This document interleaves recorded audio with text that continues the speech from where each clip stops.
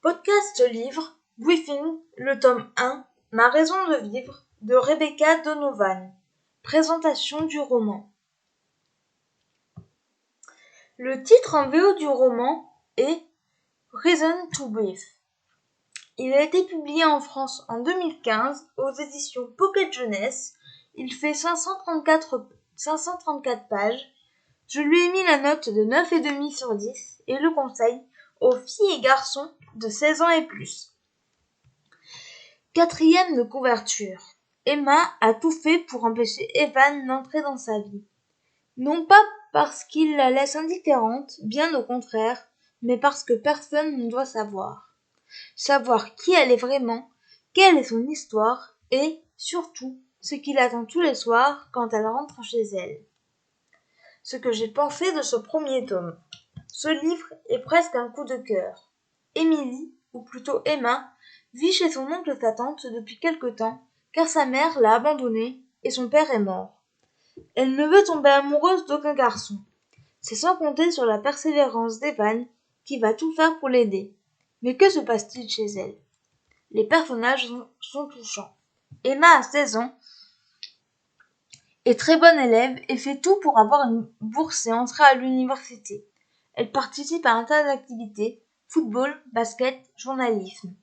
C'est une personne solitaire qui fait tout pour ne pas se faire remarquer. Elle est extrêmement courageuse. On ne peut qu'être révolté par ce qui lui arrive. Evan est un jeune homme prévenant qui fait tout pour faire sortir Emma de sa solitude. Il est persévérant. On peut penser que c'est un garçon imbu de lui-même, car ses parents ont pas mal d'argent, mais en fait, ce n'est pas un enfant de riche.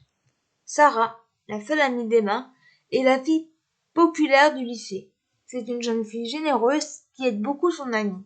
Elle adore les potins et veut avoir tous les détails quand la conversation tourne autour des garçons. Carole et George, la tante et l'oncle d'Emma, sont détestables.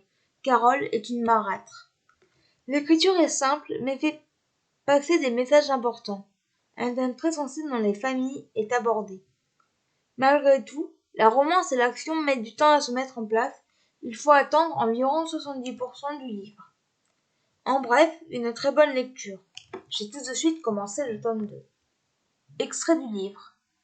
J'ai pour habitude de prendre mon travail au sérieux, a-t-il répondu. Avec ce papier, j'aimerais montrer ce que nous avons en commun en tant qu'individus, au-delà de la popularité ou du pouvoir d'attraction de chacun. Je ne pense pas que cet article utilisera qui que ce soit. Il expliquera au contraire que tout le monde a des doutes sur son physique, même ceux qui sont considérés comme parfaits. Les points forts de ce roman, les personnages, l'héroïne, le thème abordé et la fin. Les points faibles de ce roman, la romance qui met du temps à arriver. Voilà, c'en est tout pour ce podcast, j'espère qu'il vous aura plu. N'hésitez pas à me donner vos avis et vos commentaires sur YouTube, à vous abonner à la chaîne, et je vous retrouve très bientôt pour un nouveau podcast. Ciao!